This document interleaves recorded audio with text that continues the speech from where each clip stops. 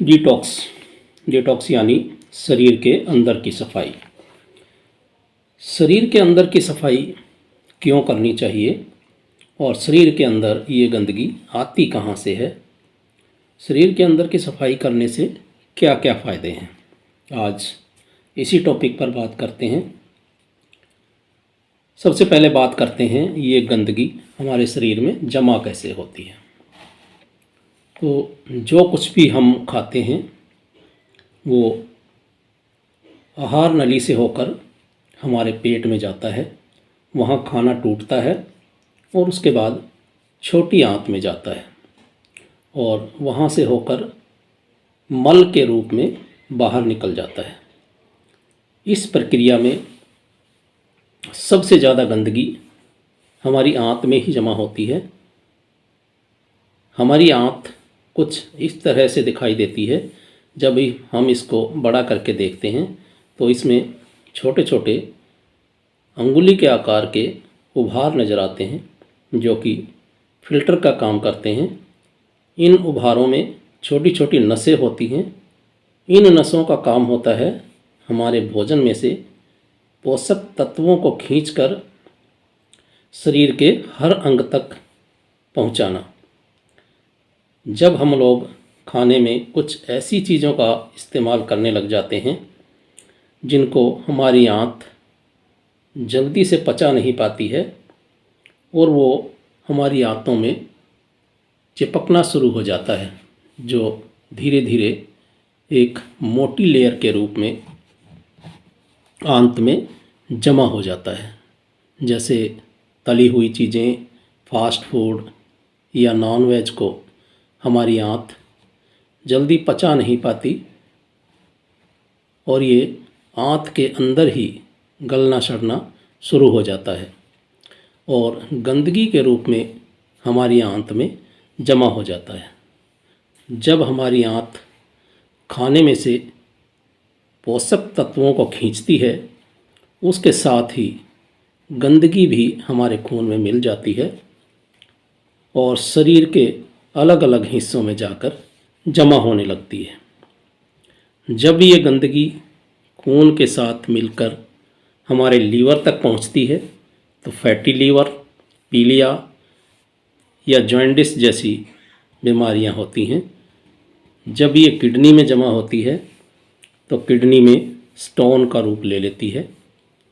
जब ये गंदगी खून के जरिए हमारे दिल तक पहुंचती है तो कोलेस्ट्रॉल और नसों में ब्लॉकेज शुरू हो जाती है। जब ये गंदगी खून के द्वारा हमारे फेफड़ों तक पहुंचती है तो दमा यानी अस्थमा जैसे रोग होते हैं। जब ये गंदगी हमारी स्किन में पहुंचती है तो दाद, खाज, खुजली, कील मुहासे और सोराइसिस जैसी गंभीर बीमारियां होने लगती हैं। जब ये गंदगी खून के साथ मिलकर हमारे शरीर में फैलने लगती है तो कैंसर जैसी बीमारियां होने लगती हैं। शरीर में बहुत सी बीमारियां हमारे शरीर में गंदगी जमा होने की वजह से होती हैं।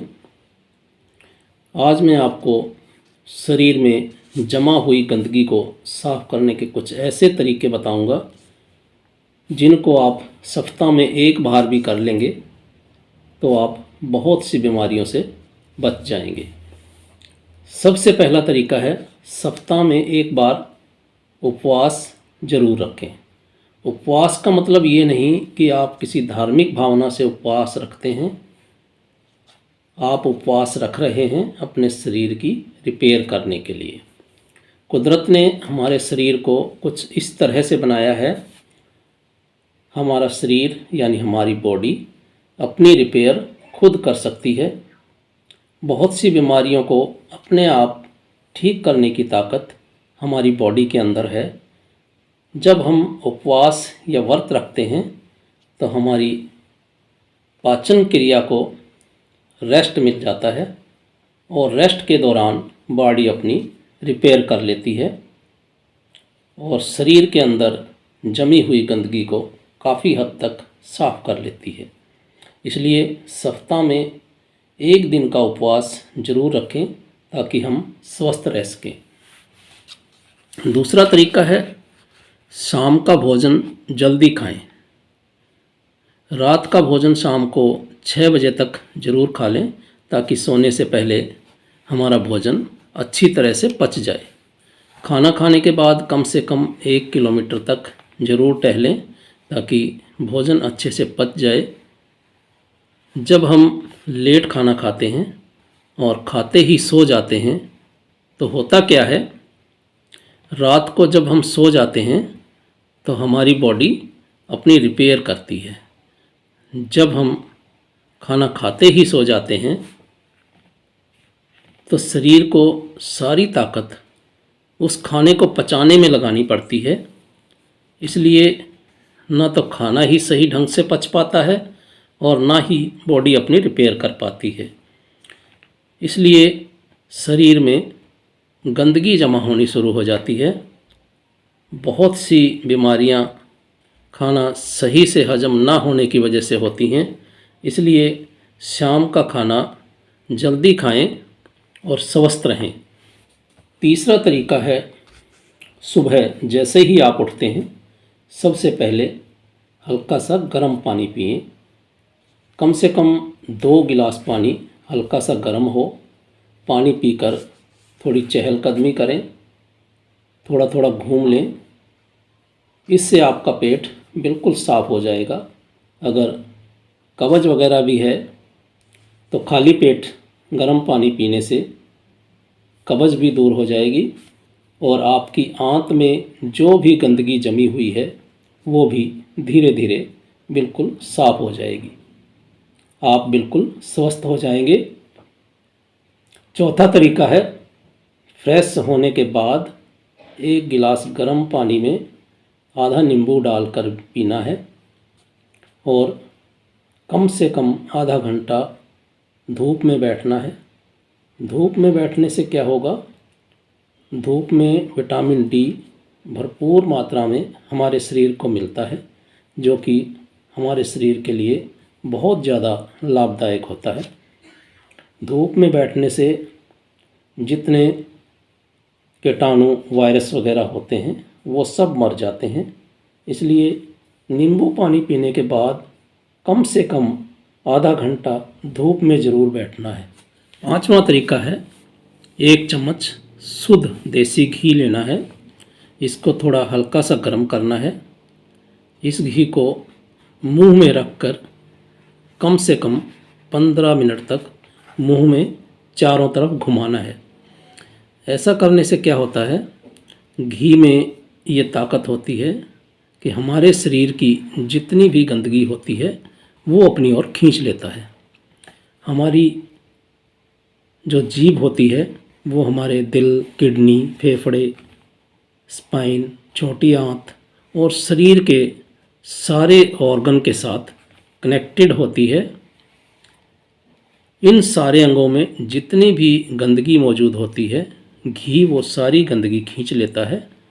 15 मिनट के बाद इस घी को फेंक कर अच्छी तरह से कुरला कर लें। ऐसा करने से हमारे शरीर के अंदर की गंदगी काफ़ी हद तक साफ़ हो जाएगी। रात को खाना खाने के बाद एक अदरक का टुकड़ा लेना है और एक गुड़ का टुकड़ा लेना है। इन दोनों चीज़ों को अच्छी तरह से चबा चबा कर खा लेना है। ये दोनों चीज़ें मिलकर क्या करती हैं, हमारे शरीर की सारी गंदगी को खाने के साथ ही खींचकर निकाल देती हैं और खाना अच्छी तरह से हजम कर देती हैं। इस तरह से हमारा खाना भी अच्छी तरह से पच जाता है, पेट में सड़ता नहीं है। सबसे ज़रूरी है, जब आप अपनी बॉडी को डिटॉक्स कर रहे होते हैं, कुछ बातों का ध्यान ज़रूर रखें। खाने में कोई भी तली हुई वस्तु ना खाएं, बाज़ार का कोई भी खाना ना खाएं, कोई मिठाई ना खाएं, क्योंकि यही चीज़ें आपकी आंतों में जाकर गंदगी के रूप में जमा हो जाती हैं। इसलिए आप सिर्फ घर का बना हुआ सिंपल खाना ही खाएं। इसमें सब्जी की मात्रा को ज़्यादा रखें और अन्न कम खाएं। फल और सलाद भी आप ज़्यादा खा सकते हैं। सब्जी और फलों में फाइबर की मात्रा बहुत ज़्यादा होती है। फाइबर हमारी आंतों में जमा गंदगी को खींचकर बाहर निकाल देते हैं। पूरे दिन में कुछ समय ऐसा भी ज़रूर निकालें जिसमें आप थोड़ी बहुत एक्सरसाइज कर सकें या कोई गेम खेल सकें।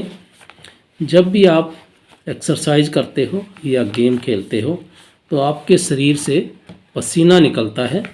पसीने के साथ साथ हमारे शरीर की बहुत सारी गंदगी भी बाहर निकल जाती है। पूरे दिन में कम से कम आधा घंटा अपने शरीर के लिए ज़रूर निकालें। इस तरह आप पूरी तरह से स्वस्थ रह सकते हैं और बहुत सी बीमारियों से बच सकते हैं।